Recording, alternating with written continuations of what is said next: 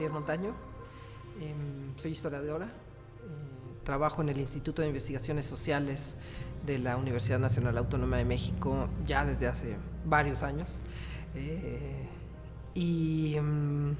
Bueno, hace mucho tiempo que trabajo sobre cuestiones que tienen que ver con México, América Latina, en general violencia de Estado, derechos humanos, dictaduras, regímenes autoritarios y también transiciones a la democracia, cuestiones de memoria, de conmemoraciones, historia del presente.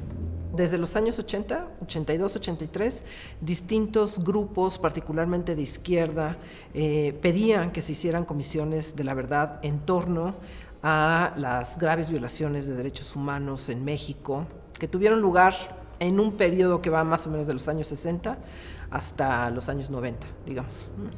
Y bueno, afortunadamente el gobierno de Andrés Manuel López Obrador pues ha sido sensible a la problemática y desde la Subsecretaría de Gobernación han decidido abrir, ¿no?, impulsar este mecanismo que los familiares, las víctimas, todos los colectivos, ¿no?, que están, digamos, interesados en la temática, pues han pedido que se abra, ¿no? El año pasado, entonces, bueno, desde hace bastantes meses también han ido habiendo como distintas negociaciones, pláticas entre los colectivos que son fundamentales en esta cuestión, porque son ellos los más interesados en que se esclarezca lo ocurrido, pero también en que haya justicia, memoria, ¿no?, y reparaciones, por supuesto.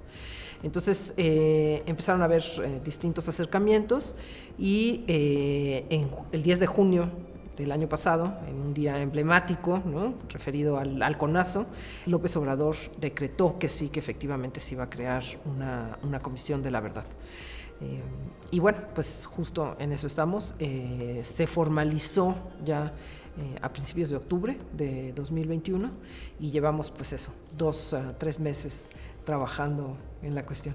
Una comisión de la verdad en general se construye o se crea después de un periodo en general de alta violencia en un país.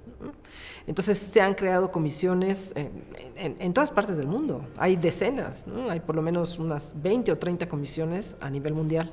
En América Latina se han construido, se han creado particularmente después de dictaduras, guerras civiles, en Argentina, Uruguay, y algunos incluso han tenido varias, ¿no?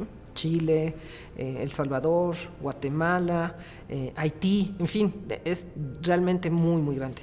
Entonces se crean como un mecanismo, ¿no? Algunos dicen que es parte de esto que se conoce como la justicia transicional. No forzosamente, ¿no? Pero lo que sí es cierto es que se construyen justamente para tratar de dar una explicación en general a la sociedad, pero sobre todo a las víctimas y sus familiares, darles, decirles qué fue lo que pasó, ¿no? Y tratar de saldar el pasado de graves violaciones de derechos humanos. Entonces, una comisión es un mecanismo que se crea a veces nacionalmente, a veces internacionalmente, y que se crea con el fin de conocer un pasado de gran violencia en un país. En realidad tenemos un país y un sistema político totalmente diferente a lo que hay en América Latina y en otros países, ¿no? Nunca conocimos una dictadura militar, ¿no? Pero pues, la verdad es que tampoco vivíamos en una democracia como las que se pueden conocer en el norte de América o en Europa, ¿no?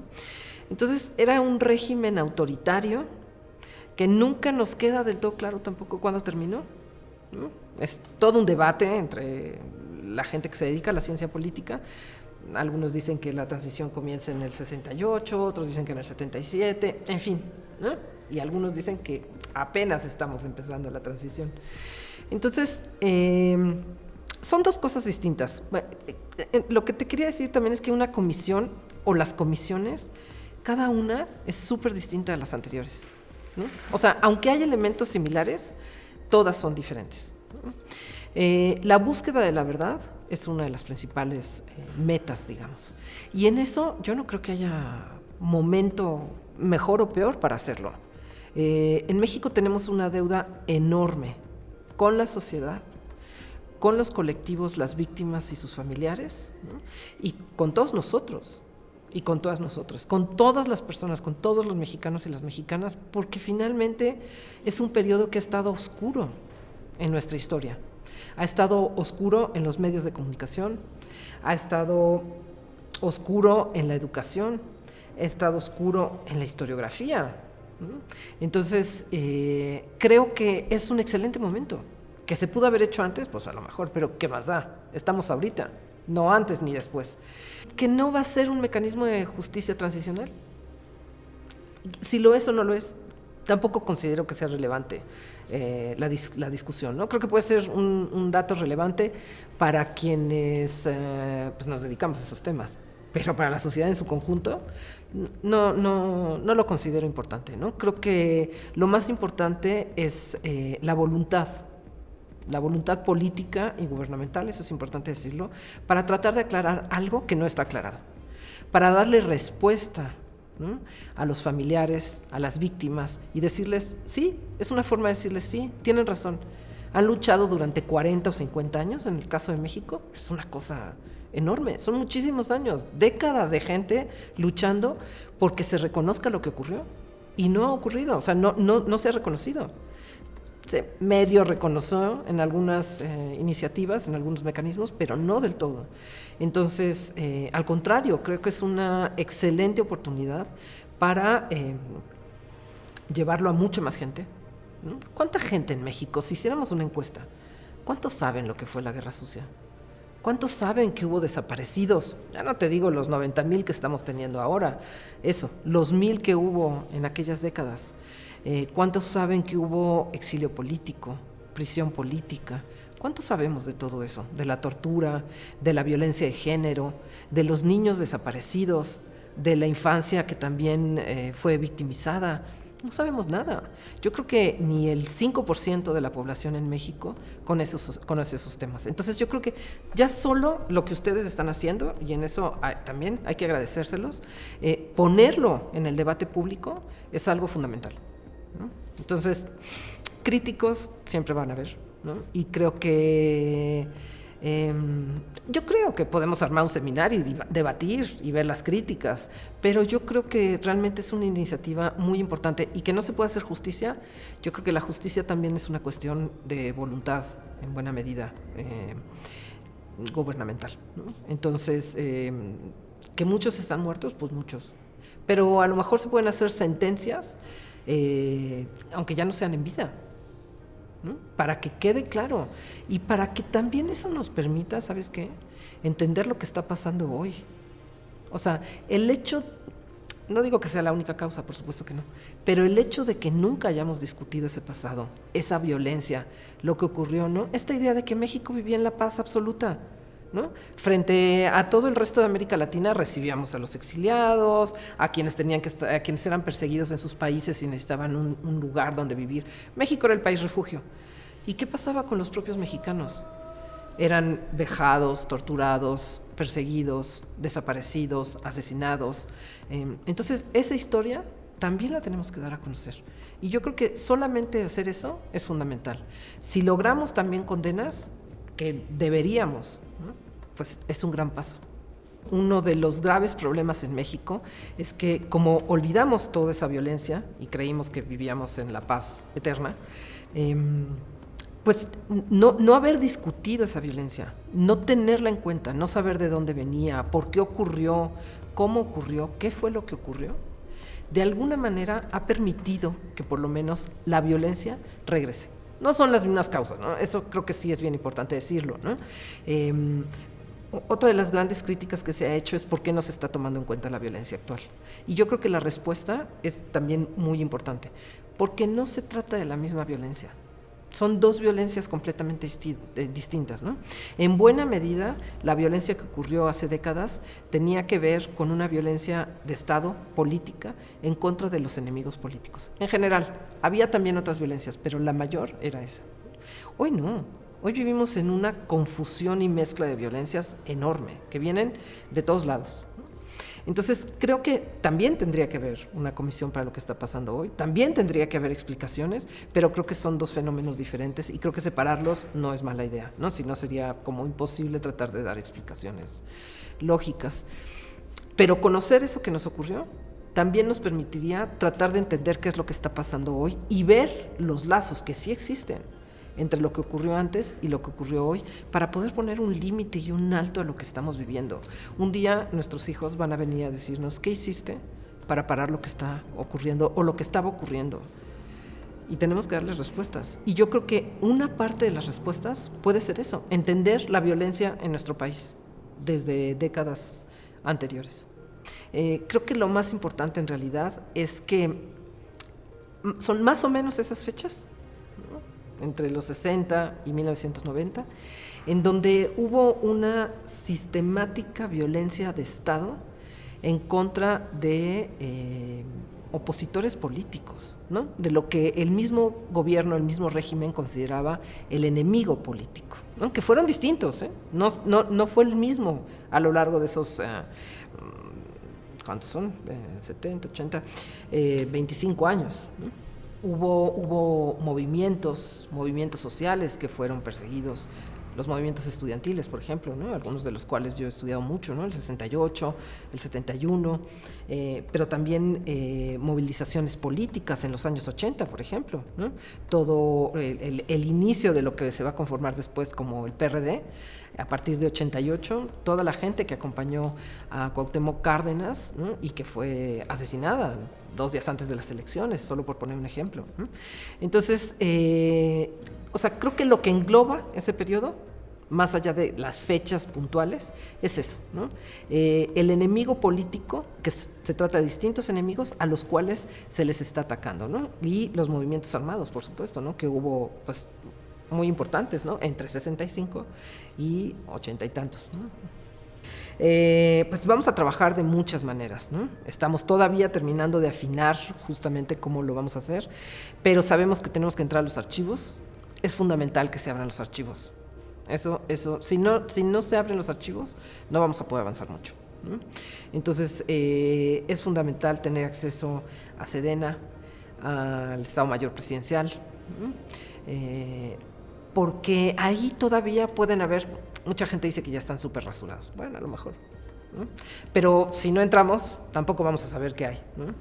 Entonces, obviamente, la consulta en archivos y todo lo que existe también ya de la Dirección Federal de Seguridad y del CISEN, que ya está en el Archivo General de la Nación y que, bueno, pues están ahí miles de documentos a los que tenemos que tener acceso. Por supuesto, las entrevistas son fundamentales, ¿no?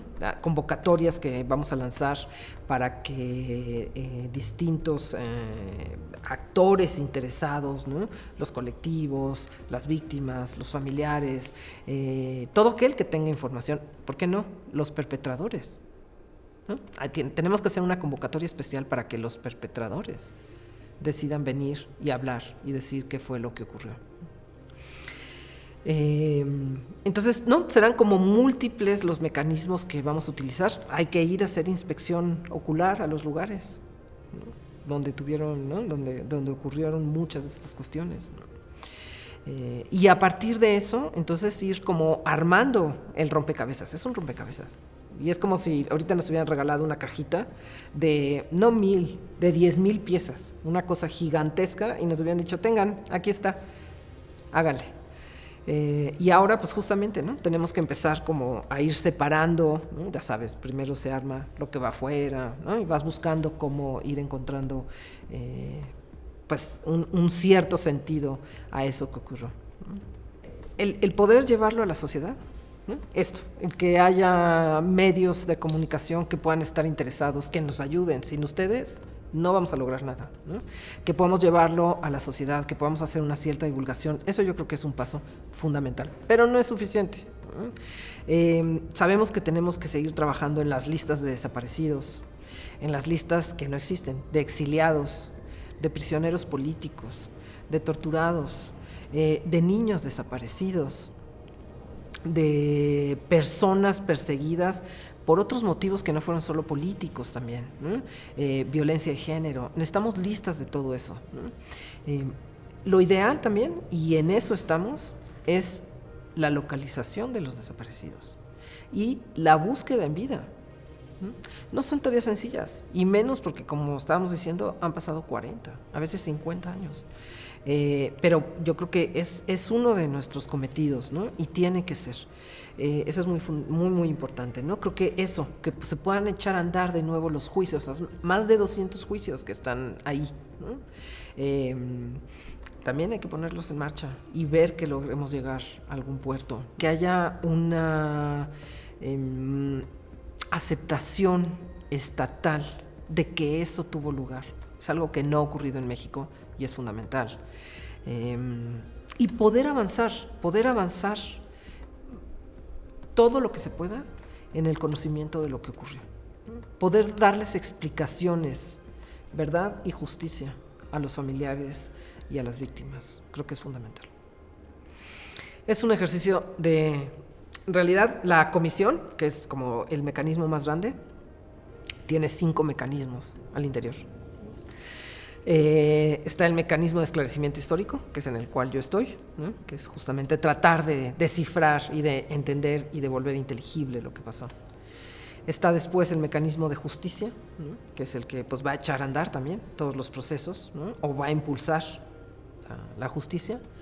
Está el mecanismo de búsqueda de desaparecidos, ¿no? De búsqueda de las personas desaparecidas, que ya está también, porque está muy ligado a la Comisión Nacional de Búsqueda. Hay también uno de reparación, que está ligado a la CEAB, ¿no? Que ya también existe, ¿no? Que es reparación simbólica y reparación económica también, ¿no?